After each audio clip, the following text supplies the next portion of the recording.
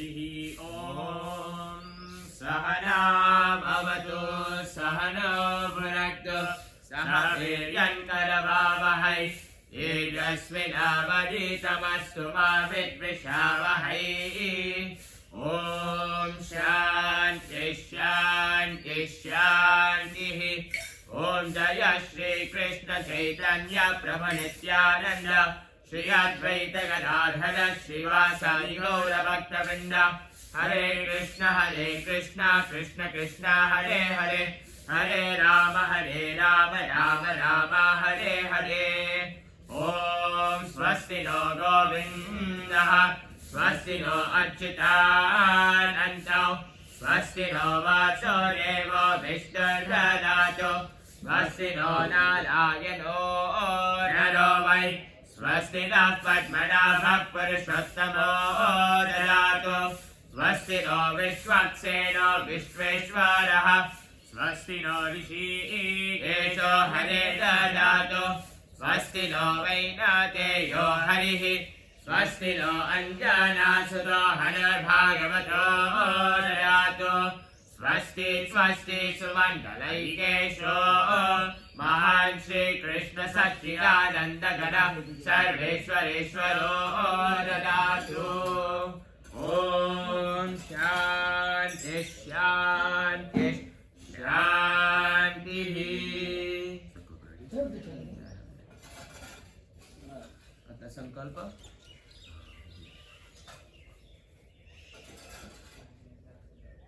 अतः संकल्प ओम गोविंद गोविंद गोविंद ओम तत्सत् अद्य ब्राह्मण द्वितीय पदार्धे श्री श्वेतवराह कल्पे वैवस्वताख्य मन्वन्तरे अष्टविंशति कलियुगस्य प्रथम संध्यायां ब्राह्मणो विंशतो वर्तमानायाम् अष्टत्रिंशोत्तर पञ्चशत गौराब्दे दक्षिणायने हेमान्त ऋतौ केशवम् आसे कृष्णपक्षे वृश्चिक राशि स्थिते भास्करे षष्ठी तिथौ गुरुवारान्वितायां पुष्टमी नक्षत्र संयुतायां भूमण्डले जम्बूद्वीपे भारतवर्षे भारतखण्डे मेदिभूतस्य सुमेरोर्दक्षिणे लवणानवस्योत्तरे कोणे गङ्गायाः पूर्वभागे श्रीमायापुरधाम्नि श्री विग्रह ब्राह्मण वैष्णव वाह्नि सन्निधौ श्री रगलेख दासी रंगेश हर्गेश सर्व रोग विनाशनार्थम सर्व कंटकन विनाशनार्थम दीर्घायुष्प्रीत्यार्थम श्री कृष्ण शरणे प्रीत्यार्थम अष्टम शुभ दिवसे नरसिंह होमं वयं करिष्यामहे ओम तद्विष्णु परमं फलज्ञं सदा पश्यन्ति सूरयः दिवीव चक्षुरः ततं तद्विप्रासो विपन्यवो जाग्निवागं शस्यमिन्दते विष्णो यत्परमं पदम् ओम शान्ति शान्ति शान्तिः अग्निवाहन हरिः ओम अग्निमीरे पुरोहितयज्ञस्य देवमृत्विजं होतारं रत्नदातामं हरिः ॐ ईशेत्वा वायुवस्सु देवो वस्सविता प्रार्पयतु शेषसमाय कर्मणे हरिः ॐ अग्नायाहि वीतये गृणानो अभ्यरातये निहोता सचिबर्हिषि हरिः ॐ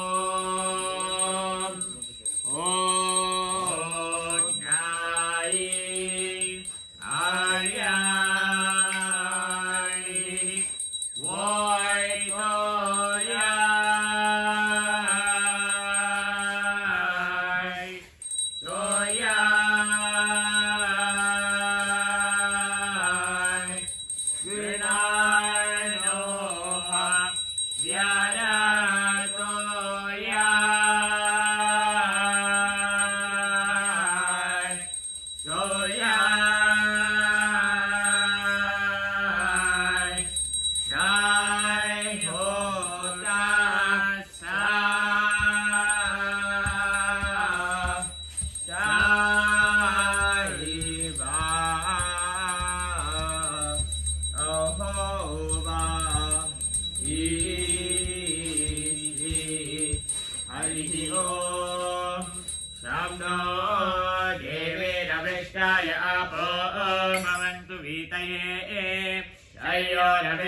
भवन्तु नः हरिः ॐ शान्ति शान्ति शान्तिः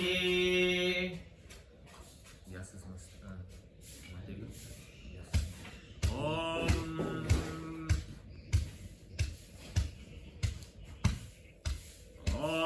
भूर् स्वाहा विष्णवे नमः ॐ भुवः स्वाहा अच्युताय नमः ॐ स्वस्वाहा नारायणाय नमः ॐ भूर्भुवः स्वस्वाहा अनन्ताय नमः अथ पुरुषसूक्त होम हरिः ॐ सहस्रशीर्ष पुरुषः सहस्राक्ष सहस्रपात् शवोमिं विश्वतो विश्वा अत्यतिष्ठद्दशाङ्गुलं स्वाहा इदं कृष्णाय नमः ॐ पुरुष एवेदत्वं सर्वं यद्भूतं यच्च भव्यम् उतामि अध्वस्येचारः यरण्येनातिरोहति स्वाहा इदं कृष्णाय नमः ॐ एतावानस्य महिमा अतो जायतश्च पुरुषः पादोऽस्य विश्वभूतानि त्रिपादस्यामृतं दिवि स्वाहा इदं कृष्णाय नमः ॐ त्रिपादोर्णोदय पुरुषः पादोऽस्येहा भवात् पुनः ततो विश्वं व्यक्रामते शासनानशने अभि स्वाहा इदं कृष्णाय नमः ॐ तस्माद् विराजजायत विराजो अधिपुरुषः स जातो अत्यरिक्षत पश्चाद्भूमिमतो पुरः स्वाहा इदं कृष्णाय नमः ॐ यत्पुरुषेण हविषा एवा यज्ञमतन्वता वसन्तो अस्यास्वीराज्यम् ग्रीष्मऋग्मशरद्धविः स्वाहा इदं कृष्णाय नमः ॐ सप्तास्यासन् परिदयः त्रिसप्तसविरः कृताः एवा यज्ञं तन्वानाः अबन्धन् पुरुषं पशुं स्वाहा इदं कृष्णाय नमः ॐ तैयज्ञं महिषि प्रोक्षन् पुरुषं जातमग्रतः येन देवायजन्त साध्यार्चयश्चये स्वाहा इदं कृष्णाय नमः ॐ तस्माद् यज्ञात् सर्वभूतः संहृतं पृषराज्यं पशुर्गस्तागश्चक्रे वायव्यान् आरण्यान् ग्राम्याश्रये स्वाहा इदं कृष्णाय नमः ॐ तस्माद् यज्ञात् सर्वभूतः ऋतसामानि जग्निरे छन्दाकंसि जग्निरे तस्मात् यजुस्तस्मादजायत स्वाहा इदं कृष्णाय नमः ॐ तस्मादश्वा अजायन्त ये केचो भयादतः गावः जग्निरे तस्माज्जाता अजावयः स्वाहा इदं कृष्णाय नमः ॐ यत्पुरुषं व्यर्णुः यदिराव्यकल्पयन् मुखं किमस्य बाहो कावोरोपारावच्येते स्वाहा इदं कृष्णाय नमः ॐ ब्रह्मणो शमकमासीत् बाहो राजन्यः कृतः पूर्वोदरस्य यद्वैश्यः पद्भ्यागं शूद्रो अजायत स्वाहा इदं कृष्णाय नमः ॐ चन्द्रमा मनसो जातः चक्षुः सूर्यो अजायत मुखादिन्द्रश्चाग्निश्च प्राणाद्वायुर्जायत स्वाहा इदं कृष्णाय नमः ॐ ॐ आद्यासीदन्तरिक्षं शीर्षोर्यं समवर्तत पद्भ्यां भूमेर्विश्वश्रोत्रात् तथा लोकागमकल्पयन् स्वाहा इदं कृष्णाय नमः ॐ वेदाहमेतं पुरुषं महान्तम् आदित्यवर्णं तमसस्तु पारे सर्वाणि रूपाणि विचित्य धीरः नामानि कृत्वा विवदनीयरास्ते स्वाहा इदं कृष्णाय नमः ॐ धाता पुरस्तादमुराजहार शक्रप्रविद्वान् परिशस्त्रतस्रः सर्वेवं विद्वान् अमृतैः भवति नान्यः पन्था अयनाय विद्यते स्वाहा इदं कृष्णाय नमः ॐ यज्ञेन यज्ञमयदन्तदेवाः तानि धर्माणि प्रथमान्यासन् देहनाकं महिमानस्सृजन्ते यत्र पूर्वे साध्या सन्ति देवाः स्वाहा इदं कृष्णाय नमः ॐ भुवः स्वाहा इदं विष्णवे नमः ॐ भुवः स्वाहा इदं अच्युताय नमः ॐ स्वस्वाहा इदं नारायणाय नमः ॐ भूर्भुवः स्वस्वाहा इदं अनन्ताय नमः श्री सुक्त होम हरिः ॐ हिरण्यवर्णां हरिणीं सुवर्णरजतस्रजां चन्द्रां हिरण्मयीं लक्ष्मीं जातवेदो महावः स्वाहा इदं राधिकायै नमः ॐ तामहावः जातवेदो लक्ष्मीमनपगामिनीम् यस्यां हिरण्यं विन्देयं गामस्वं पुरुषानहं स्वाहा इदं राधिकायै नमः ॐ अश्वपूर्वामृतमध्याम् अस्तिनादप्रबोधिनीं श्रियं देवीमुपह्वये श्रीर्मा देवे जषतां स्वाहा इदं राधिकायै नमः ॐ कांसोऽस्मितां हिरण्यप्राकारम् आर्द्रां ज्वलन्तीं तृप्तां दर्पयन्तीं पद्मे स्थितां पद्मवर्णां तां हिमोपह्वये श्रियं स्वाहा इदं राधिकायै नमः ॐ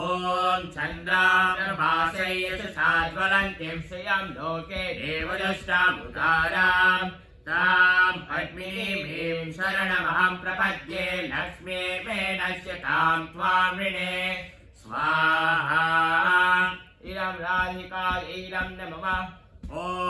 आदित्यवर्णे तपसोरिजातो वनस्पतिस्तव वृक्षोऽतविर्वः तस्य फलानि तपसानुदन्तु मायान्तरायाश्च बाह्या लक्ष्मीः स्वाहा इदं राधिकायै नमः ॐ पैतृमां देवसखः कीर्तिश्च मणिना सह प्रादुर्भूतोऽस्मि राष्ट्रेऽस्मिन् कीर्तिवृद्धिं दधातु मे स्वाहा इदं राधिकायै नमः ॐ क्षुत्पिपासामलां देशां लक्ष्मीनाशयाम्यहम् अभूतिमसमृद्धिं च सर्वामेन न मे गृहात् स्वाहा इदं राधिकायै नमः ॐ अण्डद्वारां दुराधर्षं नित्यपष्टां करीषिणीम् ईश्वरिकं सर्वभूतानां तामिहोपह्वये श्रियं स्वाहा इदं राधिकायै नमः ॐ क्षुत्पिपासामलां ज्येष्ठाम् अलक्ष्मीनाशयाम्यहम् अभूतिमसमृद्धिं च सर्वामेन न मे गृहात् स्वाहा इदं राधिकायै नमः ॐ गन्धद्वारां दुराधर्षं नित्यपुष्टां करीषिणीम् ईश्वरिकं सर्वभूतानां तामिहोपह्वये श्रियं स्वाहा इदं राधिकायै नमः ॐ मनसः काममागोचं वाचस्पत्यमसीमहि पशूनागं रूपमन्नस्य वैशेषेतैयशः स्वाहा इदं राधिकायै नमः ॐ कर्णमेन प्रजा भूत मयि सम्भव कर्णमा श्रियं भासय मे कुले मातरं पद्ममालिनीं स्वाहा इदं राधिकायैरं नमः ॐ आपश्चिरन्तु स्निग्धानि चिक्रीतवसमे गृहे निज देवी मातरग्गं श्रियं भासय मे कुले स्वाहा इदं राधिकायैरं नमः ॐ आर्द्रां पुष्करिणीं पुष्टिं पिङ्गलां पद्ममालिनीं चन्द्रां हिरण्मयीं लक्ष्मीं जातवेदो महावः स्वाहा इदं राधिकायैरं नमः ॐ आर्द्रां यःकरिणीं यष्टिं सुवर्णाभेममालिनीं सूर्यां हिरण्मयीं लक्ष्मीं जातवेदो महावः स्वाहा इदं राधिकायैरं नमः ॐ ता महावः जातवेदो लक्ष्मीमनपगामिनी यस्यां हिरण्यं प्रबोधं गावो दास्योष्वन् विन्देयं पुरुषाणहं स्वाहा इदं राधिकायैरं नमः ॐ महादेव्यै च विद्महे विष्णुपत्न्यै च धीमहि तन्नो लक्ष्मीः प्रचोदयात् ॐ महादेव्यै च विद्महे विष्णुपत्न्यै च धीमहि तन्नो लक्ष्मीः प्रचोदयात् स्वाहा इदं राधिकायैरं नमः ॐ भूर्स्वाहा इदं विष्णवेरं नमः ॐ भुवः स्वाहा इदं अच्युतायैरं नमः ॐ स्वस्वाहा इदं नारायणायैरं नमः ॐ भूर्भुवः स्वस्वाहा इदं अनन्तायैरं नमः नरसिंहकवच होम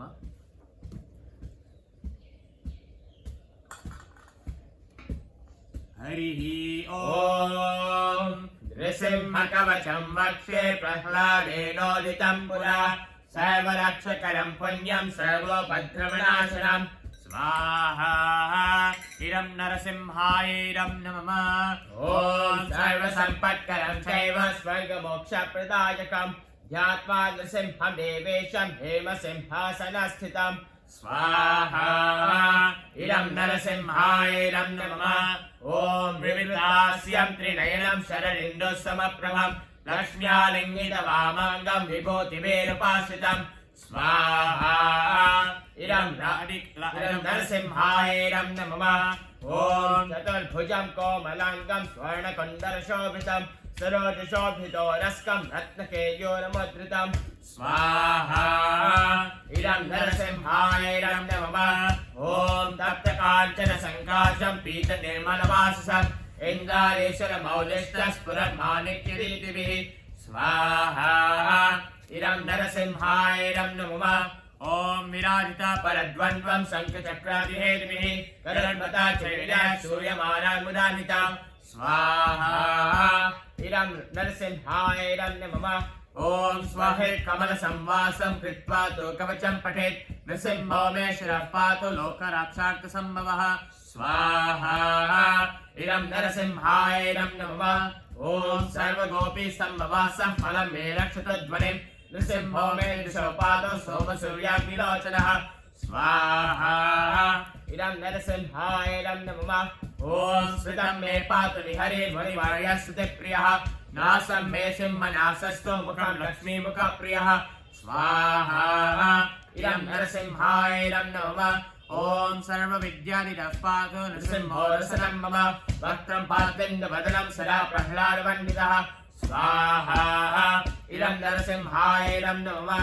ॐ नृसिंहः पातु मे कण्ठं स्कन्दौ भूभृतनन्दकृत् दिव्याकृतोऽभिधवचौ नृसिंहः पातु मे वचः स्वाहा इदं नरसिंहायैरं नमः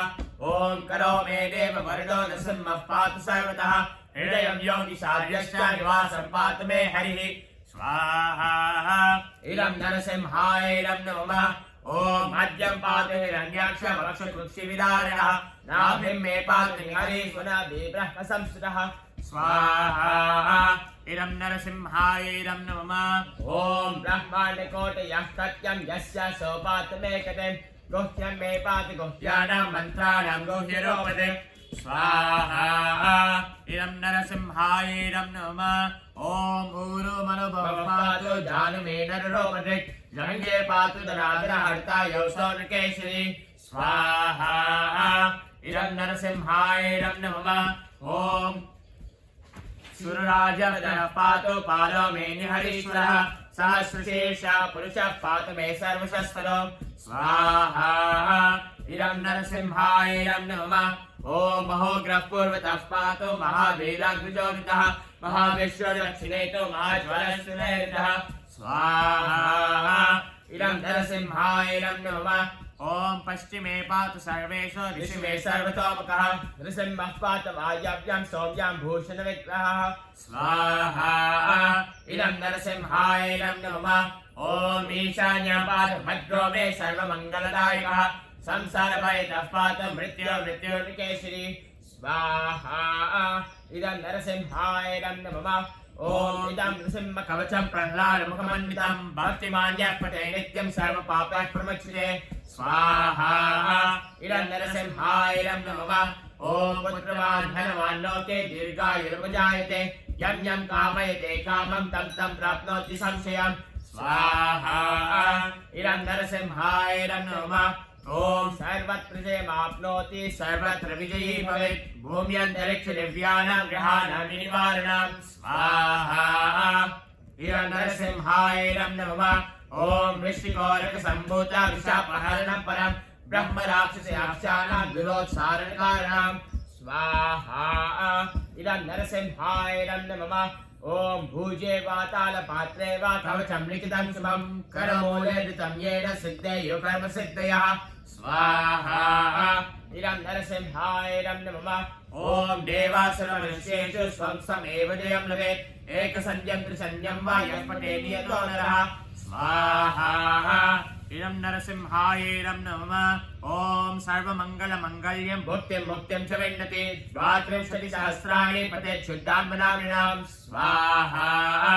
इदं नरसिंहाय इदं नमः ॐ कवचस्यास्य मन्त्रस्य मन्त्रसिद्धिप्रजायते अनेन मन्त्रराजेन कृत्वा भासं विमन्त्राणां स्वाहा इदं नरसिंहाय इदं नमः ॐ तिलकं विन्यसेव्यस्तु तस्य ग्रहभयं हरेत् त्रिवारं च पमानस्तु तत्तं वाज्याभिमन्त्र च स्वाहा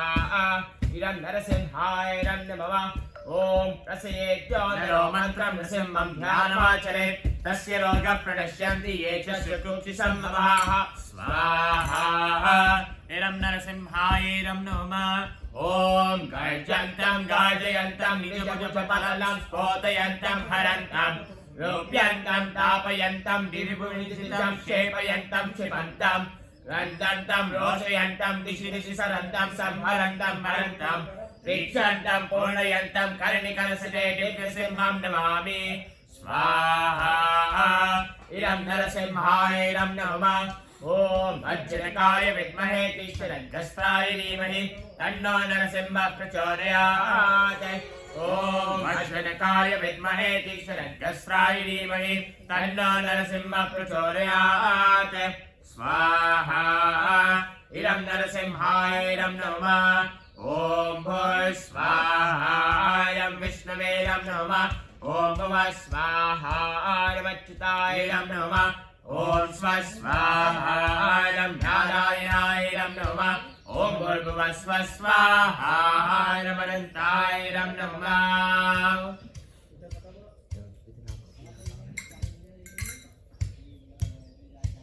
ॐ अग्नाय दयाय गणाय नो हव्यरताय निहोता सक्षि बर्हाय श्री बर्हाय शा अहोवा बर्हि श्री हरि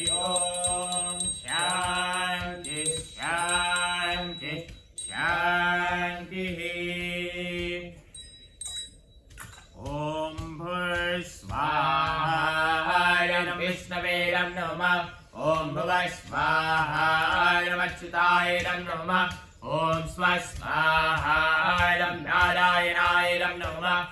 भूर्भुवः स्वः स्वाहायरमनन्तायरं नमः प्रायश्चित्त होम ॐ पाहिनोचितेन से स्वाहा इदं विष्णवेरं नमः ॐ पाहिनो विश्ववेरसे स्वाहा इदं विष्णवेरं नमः ॐ यज्ञं पाहि हरे विभो स्वाहा इदं विष्णवेरं नमः ॐ सर्वं पाहि श्रियःपते स्वाहा इदं विष्णवेरं नमः ॐ पाहिनो नन्ते एकया पाहि तद्दीया पाहि च तृतीया पाहि देवी च तस्रवेर्विष्णु स्वाहा इदं विष्णवेरं नमः ॐ पुनर्विवर्तस्व पुनर्विश्वनिशायोष पुनर्नः पाठकं हासः स्वाहा इदं विष्णवेरं नमः ॐ सहरय्यानिवर्तस्व विश्वपिन्वसुधाराय विश्वप्स्न्या विश्वतस्परि स्वाहा इदं विष्णवेरं नमः ॐ अज्ञातैर्यज्ञातै यज्ञस्य क्रियते मितो विष्णोतरस्य कल्पयत्वद्गं हि वेत्तायतानितां स्वाहा इदं विष्णवेरं नमः ॐ प्रजापते विष्णोरत्वरेतानन्यो विश्वा जातानि परिता बभूव यत्तामस्ते भवस्सन्नो अस्मयकं स्यामवतो योरयीनां स्वाहा इदं विष्णवेरं नमः ॐ भूर्स्वाहारं विष्णवेरं नमः ॐ भुवः स्वाहारमच्युतायरं नमः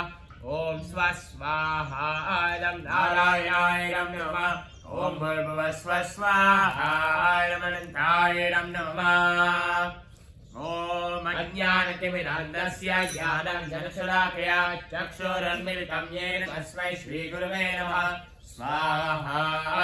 इदं गुरुवेदं नमः ॐ श्रीचैतन्यमनोभीष्टं स्थापितं येन भूतले स्वयं रूपान्तरमह्यं ददाति स्वापरान्तिकं स्वाहा इदं रासाचार्यायरं नमः ॐ वन्देऽहं श्रीगुरो श्रीयुतापरकमलं श्रीगुरुन् वैष्णवांश्च श्रीरूपं साक्षातं सागररघुनाथान्वितं तं सजीवं साद्वैतं सावधूतं परिजनसहितं कृष्णचैतन्यदेवं श्रीराधा कृष्णपादा सागरललिता श्रीविशाखान्वितांश्च स्वाहा इदं गुरुगौरङ्ग राधा कृष्ण सर्ववैष्णवतत्त्वेभ्यः इदं नमः ॐ हे कृष्ण करुणा सिन्धो दीनबन्धो जगत्कृते गोपेश गोपिकान्त राधाकान्त नमस्ते स्वाहा इदं कृष्णाय इदं नमः ॐ तप्तकाञ्चन गौरङ्गी राधे वृन्दावनेश्वरि वृषभानुस्ते देवी प्रणमामि हरिप्रिये स्वाहा इदं राधिकाय इदं नमः ॐ वाञ्छाकल्पतरुभ्यश्च कृपा सिन्धुभ्येव च पतितानां पावनेभ्यो वैष्णवेभ्यो नमो नमः स्वाहा इदं सर्ववैष्णवेभ्यो नमः ॐ जय श्री कृष्ण चैतन्य प्रभु नित्यानन्द श्री अद्वैत गदाधर शिवासादि गौरभक्तवृन्द स्वाहा इदं पञ्चरत्वाय नमः ॐ हरे कृष्ण कृष्ण कृष्ण हरे हरे हरे राम राम राम हरे हरे हरे कृष्ण कृष्ण कृष्ण हरे हरे हरे राम राम राम हरे हरे हरे कृष्ण कृष्ण कृष्ण हरे हरे हरे राम राम हरे हरे स्वाहा स्वाहा स्वाहा इदं राधा कृष्णाभ्यामिदं नमः ॐ भूर्स्वाहारं विष्णवेरं नमः ॐ भुवः स्वाहारमच्युतायरं नमः ॐ स्वः स्वाहारं नारायणायरं नमः ॐ भूर्भुवः स्वः स्वाहारमनन्तायरं नमः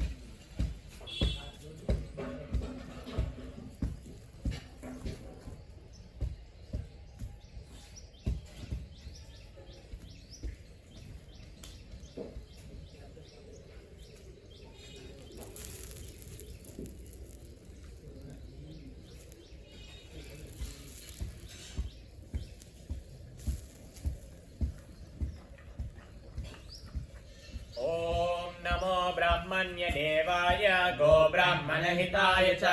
जगद्धिताय कृष्णाय गोविन्दाय नमो नमः स्वाहा इदं कृष्णाय इदं नमः ॐ पूर्णमदः पूर्णमिदं पूर्णात् पूर्णमुदच्यते पूर्णस्य पूर्णमादाय पूर्णमेवावशिष्यते ॐ शान्ति शान्ति शान्तिः ॐ भूर्भुवः स्वः कयानश्चित्रा ॐ भूर्भुवतीशरावेदस्सका कयासितश्रयावृता ॐ भूर्भुवः स्वः अस्माः सत्योमरा नामाख्यं विष्णुमत्सरण्डासा नृणाशी चारुदेवसु ॐ भूर्भुवः स्वः अवीशरसके नामामृताचारित्रेण षडम्बावास्युतये ॐ शान्ति शान्ति शान्तिः ॐ यावः शान्तिरन्तरिक्षं शान्तिः पृथिवी शान्तिरापः शान्तिः वायुशान्तिः स्वेदशान्तिरोषधयः शान्तिर्लोकाः शान्तिः ब्राह्मणशान्तिः वैष्णवशान्तिः शान्तिरस्तु द्वितीयस्तु ॐ शान्ति शान्ति शान्तिः ॐ अङ्गहीनं क्रियाहीनं विधिहीनं च यद्भवेत् अस्तु तत्सर्वमच्युतं कृष्णकाशनाप्रसादः यत्किञ्चित् वैगुणं जातं तद्दोषोपशमनाय श्रीकृष्णस्मरणं करोमि ॐ हरे कृष्ण कृष्ण कृष्ण हरे हरे हरे राम राम राम हरे हरे